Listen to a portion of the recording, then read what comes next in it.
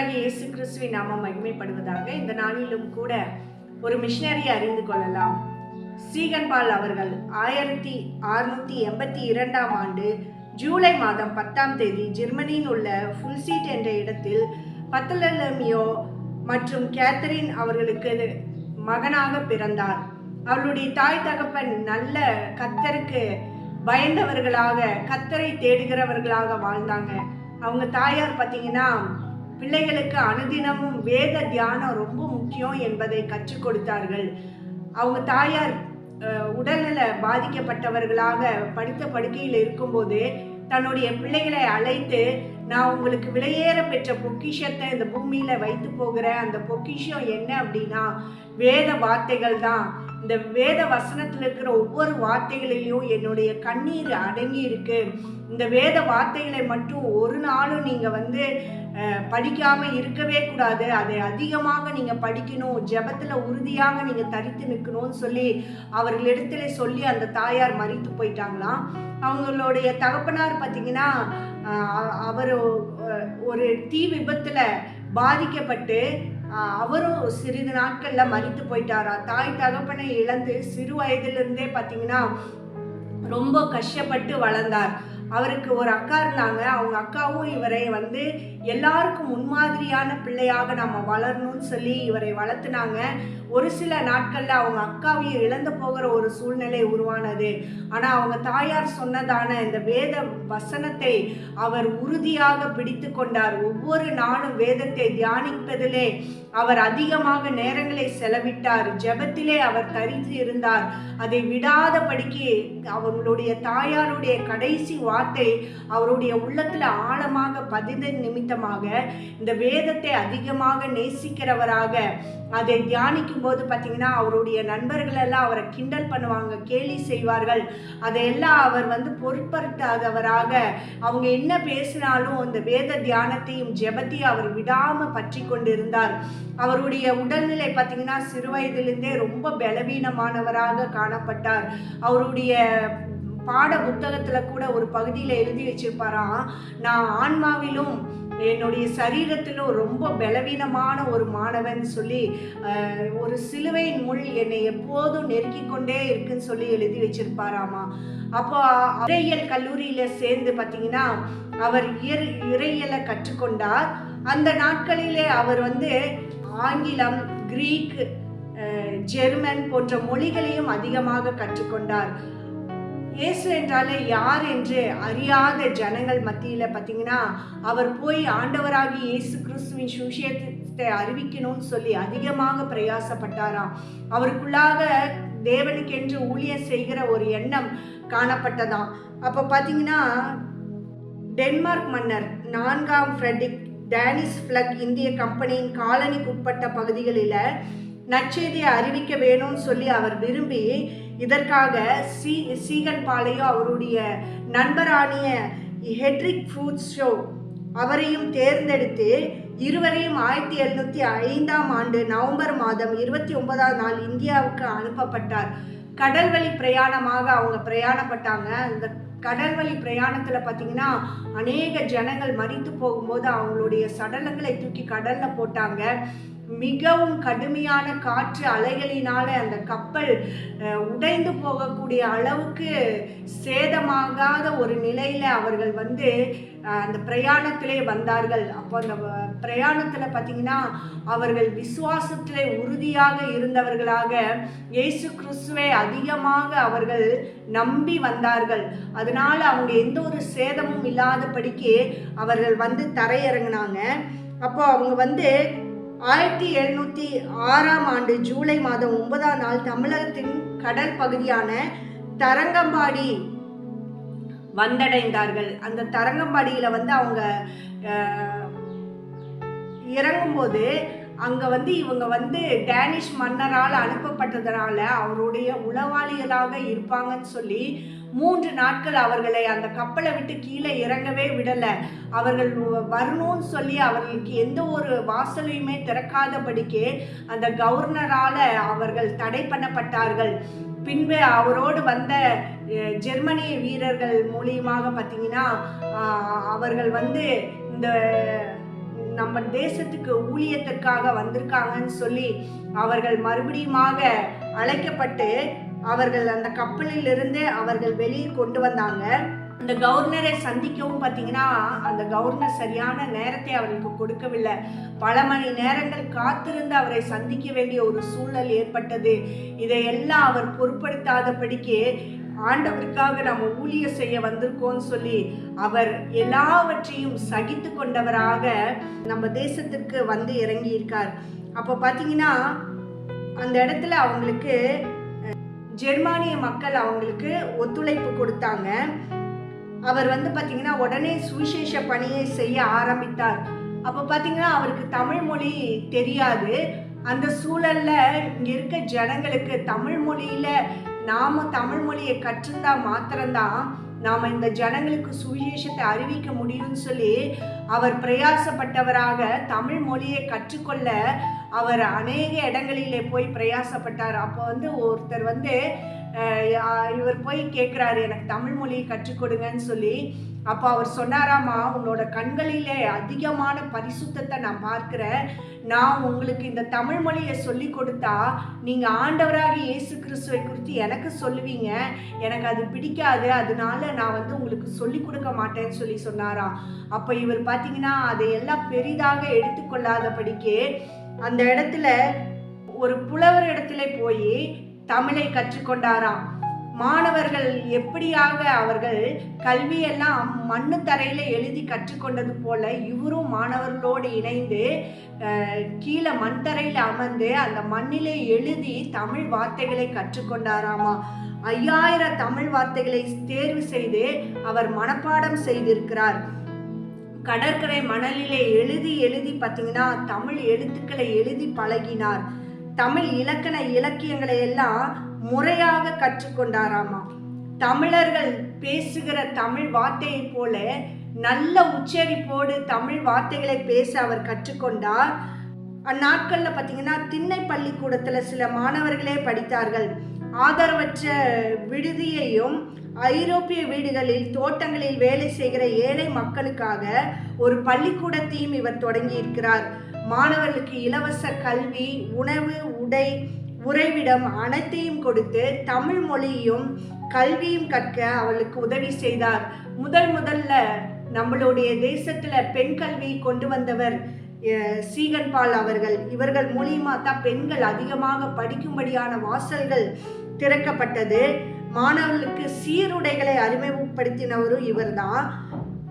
பல மதத்து குழந்தைகளும் இவர்களுடைய பள்ளியில கல்வி கற்கும்படியான வாசல்களை இவர் திறந்து கொடுத்தார். எந்த ஒரு வித்தியாசமும் ஏற்றத்தாழ்வும் பாகுபாடும் மக்கள்கிட்ட வரக்கூடாதுன்னு சொல்லி எல்லாருக்கும் அவர் கல்வியை கற்றுக் கொடுக்கணுங்கிற ஒரு பெரிய தரிசனத்தை அவர் வைத்து இந்த திட்டங்களை எல்லாம் செய்து வந்தார். அது மாத்திரம் இல்லாதபடிக்கு ஏழை ஜனங்களுக்காக ஒரு ஆலயத்தை கட்டி அந்த ஜனங்கள் வந்து கர்த்தரை ஆராதிக்கணும்னு சொல்லி அவர் பிரயாசப்பட்டார். அப்போ பார்த்தீங்கன்னா இவருக்கு அதிகமான பண தேவைகள் ஏற்பட்டது. இவர்கள் வந்து டேனிஷ் மன்னரால் அனுப்பப்பட்ட பணங்கள் வந்து இவர் கையில் கிடைக்காதபடிக்கு ஒரு முறை பார்த்தீங்கன்னா கப்பலிலேயே அந்த கப்பல் மூழ்கி பணங்கள் எல்லாம் அதில் போய்விட்டது. இன்னுமாக அநேக இடங்களிலே இவருக்கு பணம் அனுப்பப்பட்ட பணம் கிடைக்காதபடிக்கு தடுமாற்றங்கள் ஏற்பட்டது.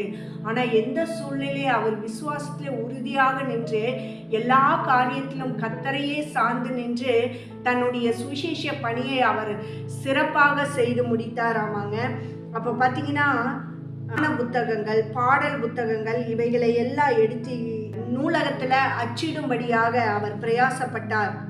அப்போ சீகன் பாலோடைய முயற்சியினால் பார்த்தீங்கன்னா 1707 ஆகஸ்ட் மாதம் 14 இந்திய கிறிஸ்தவர்களுக்கென்று ஒரு தனி ஆலயம் பிரதிஷ்டை செய்யப்பட்டது. 1717 விரிவாக்கம் செய்யப்பட்டது. இப்படிப்பட்ட காரியங்கள் எல்லாம் அவர் செய்திருக்கிறார். அது மாத்திரம் இல்லாமல் டேனிஷ் பிளக் இந்திய கம்பெனியின் கவர்னர் ஆசிஸ் பார்த்தீங்கன்னா இவர் மேலே பெரிதும் கோபம் கொண்டார். ஏன்னா இவர் எல்லா ஏழை ஜனங்களிடத்திலும் சகஜமாக பழகிறான்னு சொல்லி இவர் மேலே கோபம் உண்டானது. அப்போ இவர் அதிகமாக எதிர்த்திருக்கிறார். அது மாத்திரம் இல்லாதபடிக்கு பார்த்தீங்கன்னா வியாபாரத்திற்கென்று தரங்கம்பாடி வருகிறதான வியாபாரிகள் அங்கு இருக்கிற பெண்களோடு குடும்ப உறவுல இருந்துட்டு அவர்கள் வியாபாரம் முடித்த உடனே பார்த்தீங்கன்னா அந்த இடத்துல இருந்து பிள்ளைகளையும் பெண்களையும் தனியாக தவிக்க விட்டுட்டு போவாங்களாம். இதை பார்த்த இவருக்கு அதை ஏற்றுக்கொள்ளவே முடியல. இதெல்லாம் தவறான காரியம் சொல்லி கண்டிச்சிருக்கிறார். இப்படி ஏழை ஜனங்களுக்காக குரல் கொடுக்கிறவராக இருந்தார். அப்படி ஒரு ஏழை விதவைக்காக இவர் பேசும்போது பார்த்தீங்கன்னா இவர் மேல கோபம் அடைந்தவர்கள் கைது செய்யும்படியாக இவரை சிறைச்சாலையில வைத்தாங்க. அப்போ பார்த்தீங்கன்னா 4 மாதம் இவர் சிறைச்சாலையில இருக்கும்படியான காரியம் நேரிட்டது. அப்போ பார்த்தீங்கன்னா இப்படிப்பட்ட தவறுகளை எல்லாம் செய்யும்போது இந்த அநியாயத்தை எல்லாம் மன்னர் இடத்துல அவர் சொல்லிடுவாரோங்கிற பயத்தினால தான் அவருக்கு சிறை தண்டனை கொடுத்தாங்க.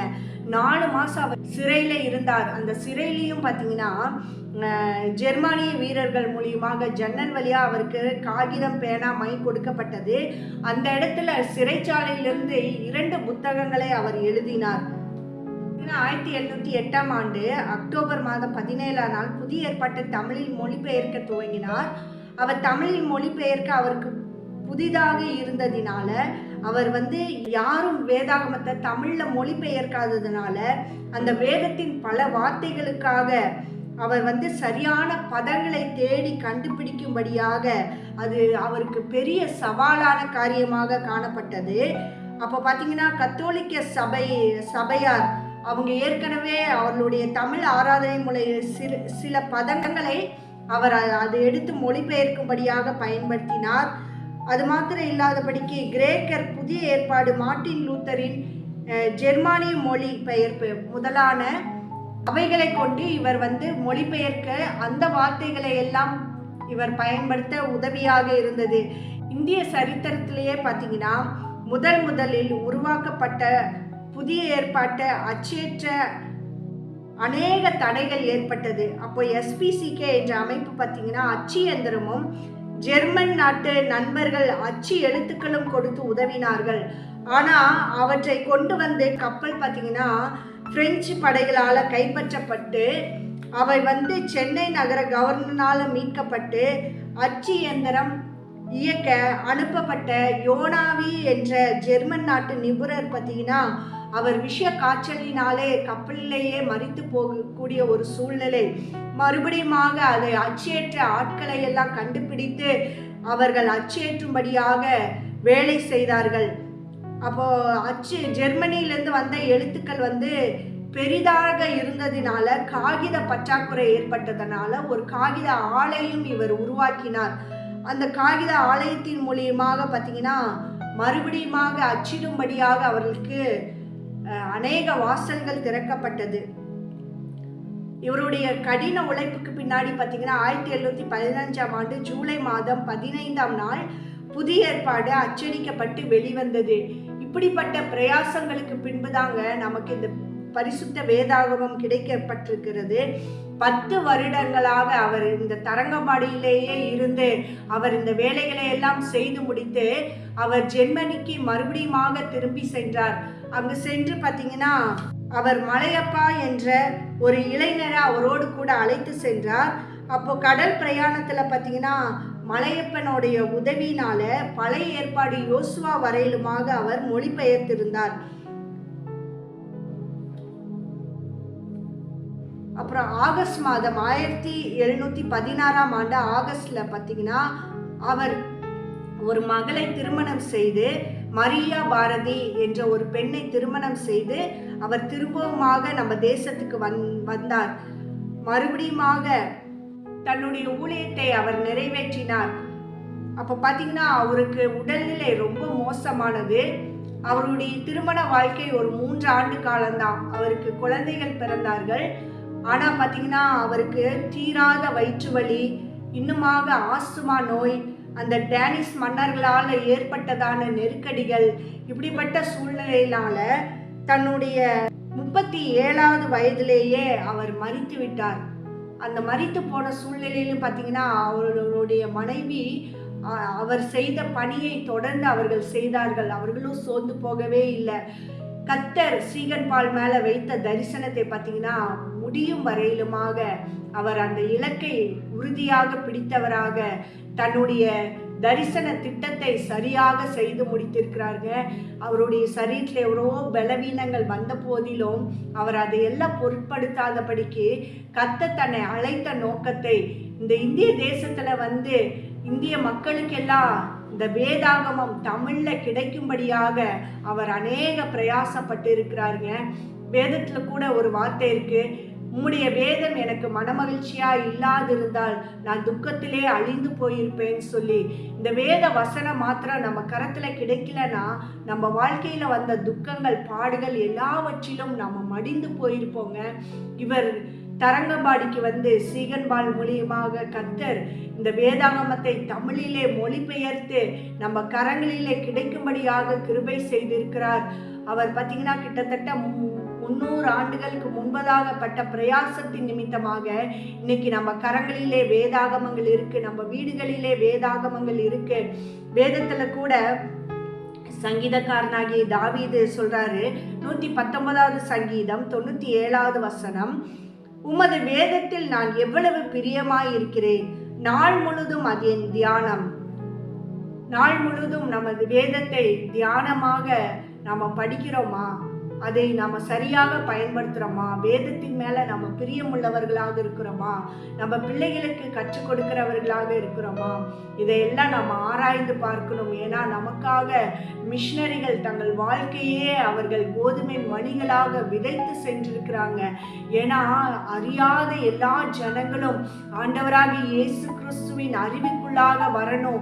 யாரும் அவர்கள் தேவனை அறியாதபடிக்கு பாவத்துல சாபத்துல மரித்து போய்விடக்கூடாது, அவர்களுடைய எளிமையான வாழ்க்கையிலிருந்து அவர்கள் உயர்வை பெறணும்னு சொல்லி இவர்கள் எல்லாம் எவ்வளவோ பிரயாசப்பட்டதின் நிமித்தமாக தான் இன்னைக்கு இந்திய தேசத்துல சுவிசேஷங்கள் அநேக இடங்களுக்கு கொண்டு செல்லப்பட்டது. நாமும் இந்த பிரயாசத்தோடு இப்படிப்பட்ட மிஷனரிகளை எல்லாம் நினைவு கூர்ந்தவர்களாக இந்த வேதத்தின் மேல பிரியமாக இருப்போம். வேத தியானங்களை அநேகருக்கு கற்றுக் கொடுப்போம்.